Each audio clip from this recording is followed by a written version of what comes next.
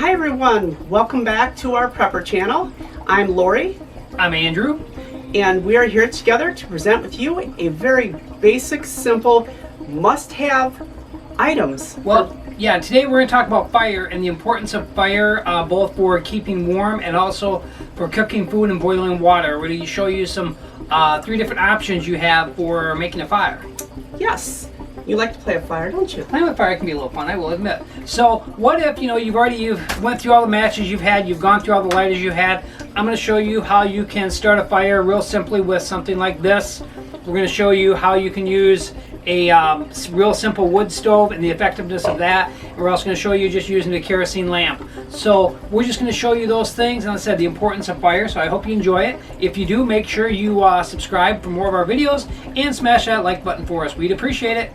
And thank you, and let's get started right now. So one of the things you can use to start a fire with, I've got some very dry pine needles, and I've also got this piece of birch. I actually found this tree had fallen out in our woods, so I just brought part of it back with me.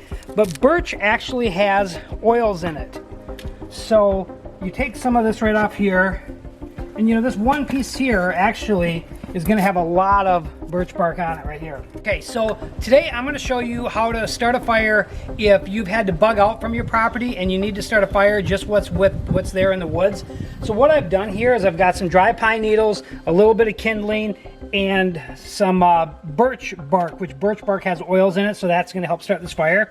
And let's just say, like I said, you had to bug out, you didn't get to your bug out bag, you didn't even bring a lighter with you, but you did happen to have a flint with you. This is something that's going to be nicer if your fires have ran, or your lighters have ran out, then you still have this you can use. This will actually do thousands of sparks with this. So what we're going to do is just start a small fire here, then build onto this fire. I am doing this in an old grill that I had because it's very windy today and I don't want to start my forest on fire. So I'm just going to show you how you start a fire with just a flint and things that you found out in nature. Okay? So what you're going to simply do, look at that. Now you see that birch bark, because it has that oils in it, is starting right up. Now as soon as you get a little bit going, you're going to want to add a few more bigger pieces on there. And that took what? Maybe 10 sparks to get this started. The key is having some dry stuff. Some birch, if you have it, is great. Dried pine needles are great. Now that you've got a little bit started, you can go ahead and get just a few bigger pieces on there. And wouldn't you say this would be your #1 thing that needs to be learned and practiced? Because in the summertime you can cook over this. In the wintertime this is going to be a heat source for you.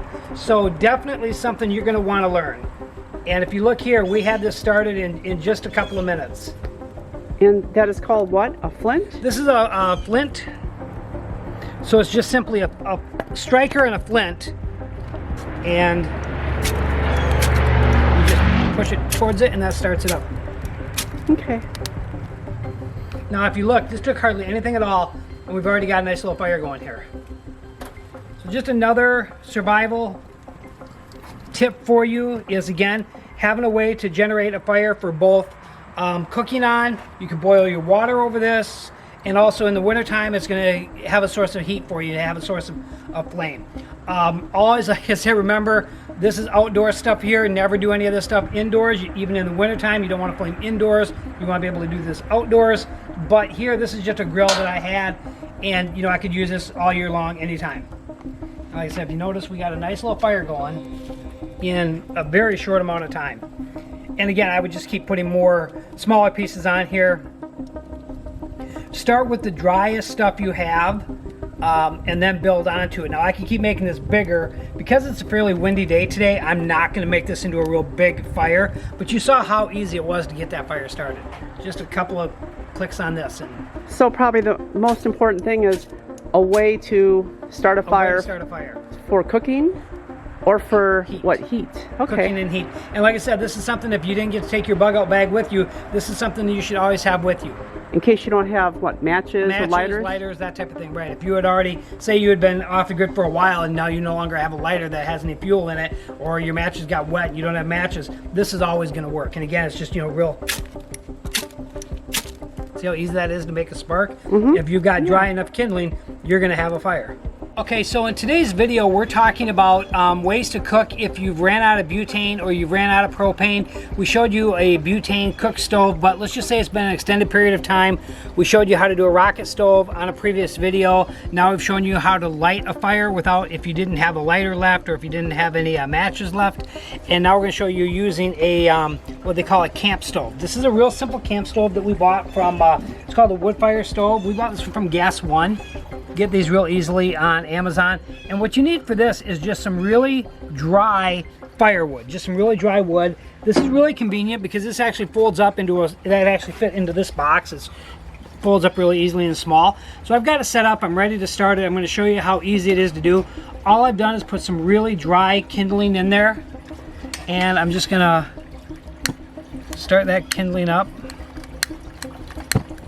Maybe. Now this is on the principle of a rocket stove as well. So what you have is your air is coming in here from the bottom. There we go, we're starting now. See, now look at that, it's already starting. Again, it's gonna smoke a little bit in the beginning until that smoke goes past. You're gonna leave this little cover off. But it's a similar idea as a rocket stove. Air is coming in from the bottom, being pulled up from the top. You got a windshield here, so it's not gonna be blown out by the wind. Always remember, use these outdoors, preferably on the ground. What I did here was I just have this on a tile so that it doesn't, the heat doesn't go through onto my counterpart here. But you can see this is starting right up. And again, that's because if it's got that idea of like a rocket stove does. If you're curious about the rocket stoves, go ahead and go to our other video that shows the rocket stove. But now you can go ahead and put a little bit bigger pieces in there. And as I had mentioned in the past, I'm a big coffee guy. I gotta have my coffee in the morning. So if the power was out and I didn't have any propane or any way to cook it all, I still have this little this little, not rocket stove, I made a rocket stove for you. Wood fire stove. Now what I'm gonna do. Yeah, it's basically just a portable wood stove, right? Right, portable wood stove. And because of it being like the principle of a rocket stove, it doesn't take a lot of wood to make this. So hon, in this situation, this is, again, another stove for cooking, right? Exactly, another stove for cooking, boiling water, just emergency. You could use this as a heat source as well if you were in an area and you needed some heat. Remember though, you're not gonna wanna use these indoors because you are seeing like this does give off a lot of smoke. I will say that the amount of wood I put in there versus how much heat I've gotten off this now has really exceeded my expectations. I'm really surprised at how this is going, and on that small amount of wood. You saw how much wood I put in there, and my thought is I would bet that very quickly I'm gonna have boiling water and have coffee. Will be perfect for boiling water and what, soup or like you could make beef stew or something? Up, beef stew, soup type of thing, hot, just, you know, hot water if you wanted to boil the water there. Okay, so as you can see now, you can tell that water is boiling because you can see the lid wants to come off here. And again, you saw just how little amount of wood I'm actually putting in there. And it's already boiling. Let's just see if this water is boiling. Look at that. And what do I always say? I gotta have my morning coffee. Yeah, or you're grumpy. That's right.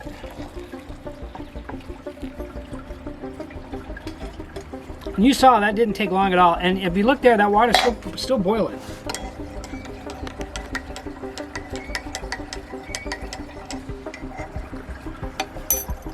And again, that's what, a one stove?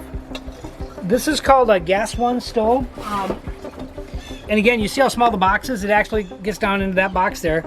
It's called the Gas One wood fire stove. We'll have a link down below so you can get it easily enough. I highly recommend it because these are really inexpensive. I think they're under 20 bucks.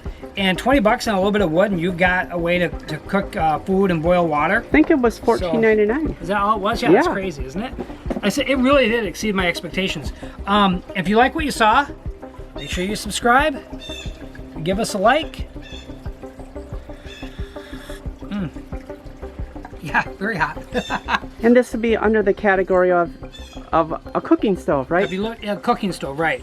And if you look here, that water's still boiling on that small amount of wood. So the next thing is, you're gonna want to have a source of light, and a lot of people don't think about the old-fashioned kerosene lantern. I actually picked this up at a thrift store. I like to go to thrift stores just to see what I could get for prepping items, and I think we're gonna do a whole video on just what you can get at a thrift store for prepping items. But I picked this up for like a couple of bucks. It was just on the shelf there at a thrift store, and if you see, with these old-fashioned kerosene lanterns, you just go take that up a little bit, and this will give you off a lot of light. It actually is a heat source too, because there's a lot of heat coming off there. Go to the store, get yourself some kerosene, and the nice thing about these kerosene lamps is they're a pretty clean burning fuel, and they'll burn for a long time. This will go for quite a while on just that small amount of kerosene that's in there. So again, you can find these at a thrift store. Sometimes at garage sales is a good place to look for them as well. But good idea to just have yourself a kerosene lamp that you can have for emergencies, for a source of light and a source of heat as well. Like I said, it's actually giving off quite a bit of heat, and as you see, it can give off quite a bit of light. Okay, so we just showed you three things with fire you can do to keep yourself warm and also have a way to cook and a way to boil water. If there was an emergency where maybe the power grid went down or maybe the electricity was out, you've had a storm, something's happened. So we just showed you three ways to do that. I hope you like that. Leave your comments down below. Tell us what you said was the most important to you, and also what maybe you use as well, because this is all about helping each other out. Thank you.